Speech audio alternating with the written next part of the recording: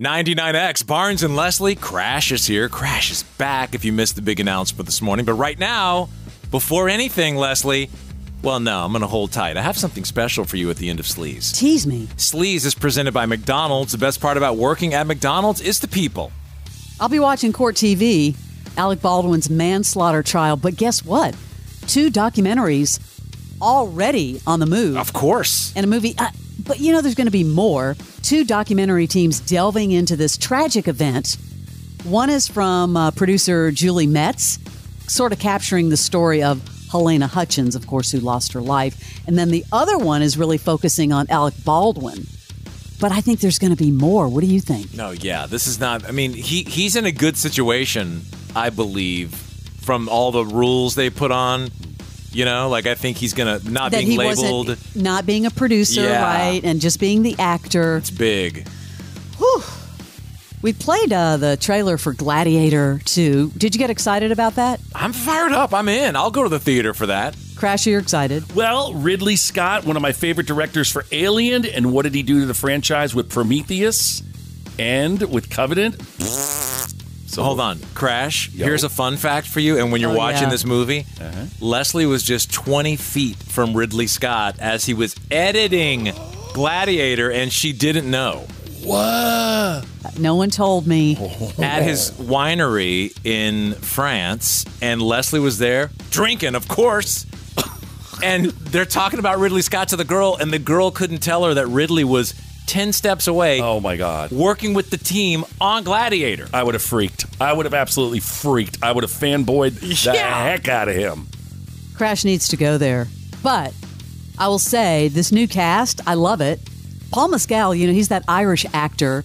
He's been in a lot. But can you imagine getting the call to be in Gladiator? No.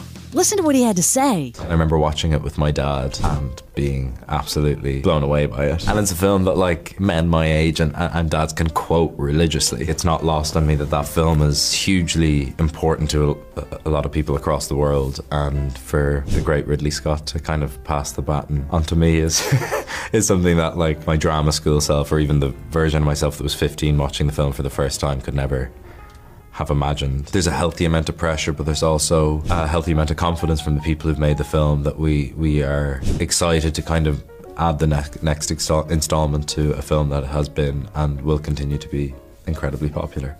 How dare you show your back to me? Picks up 20 years after the death of Maximus. So we'll see. The great Ridley Scott. My name is Gladiator, Fram. Father to a murdered wife. Now, is this an indication of what's happening next for Jennifer Lopez and Ben Affleck? Now, I saw her do this on Instagram. She went on Instagram to do a shout out for one of her older songs. It was a Spanish language song called Cambia El Paso. No reason why, okay? But, want to hear the lyrics? A lot of people thought it was about Alex Rodriguez back in the day. But here we go. Here's the translation. Now he wants fire between his lips. He doesn't deserve to have her in his arms. She knows it. She knows it. Her life is better now without him. And then the collaborator comes in. She's staying single. Now she makes love to whoever she wants. She left him because no one leaves her. You're a jerk. She just keeps it on standby whenever the next breakup. Right. Like, seriously? Well, if you're not watching, her audience is broken up with her. That footage of her playing empty arenas, or that one empty arena. Oh, yeah. Oh, that is bad. She had to cancel shows. Oh, yeah. The whole tour. Yeah, the whole tour. Yeah, yeah.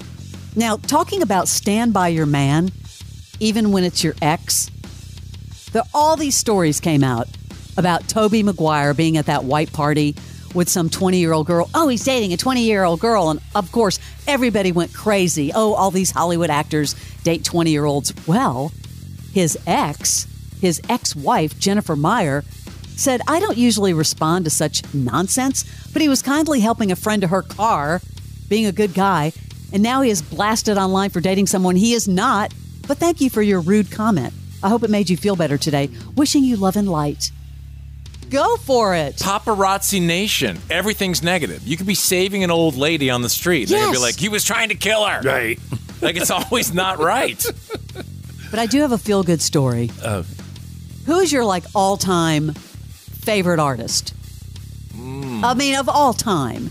Like, for me, I'd maybe say, like, I don't know, Springsteen or McCartney or, what would you say, Barnes? I'd say the outfield, probably. All of them. No Neil Peart? No. Yeah, I mean, he is an artist, but I mean... Crash? I mean, I would have to go Steve Perry, Bob Seger, old school rock and roll. Okay, well, this is a great story. This is a story that Bruce Springsteen is telling about meeting a fan, and it will make your heart warm. I was at a cinema by myself on an off night from the tour in St. Louis, watching Woody Allen's Stardust Memories, during which Woody Allen is not necessarily so kind to his fans in the film. So I had met a kid in the lobby who was there with his girlfriend and said, "Do you want to sit with us?" So I said, "Okay." And we watched the movie. And he says, "Is that how you feel about your fans?" So I said, "Well, not so much," right? He says, "I'm going to go home now. Will you come home and meet my parents?" I said, "Okay." And so I went somewhere in St. Louis with this kid, and we walked in the door, and it's about 11 o'clock at night, and he says, Mom, I have Bruce Springsteen with me." And she goes, "Who?" And he runs in his bedroom and comes out with the album and shows her the album cover. He says, "Bruce Springsteen."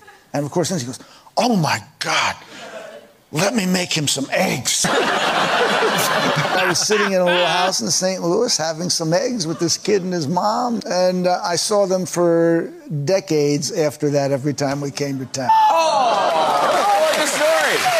Was that a young Jimmy Barron he's talking about? Maybe. That's just, can you imagine that? You walk in your house, Mom, I brought Bruce Springsteen. And she's making eggs for him. Wow. Oh, love that story. That is your Celebrity Sleaze.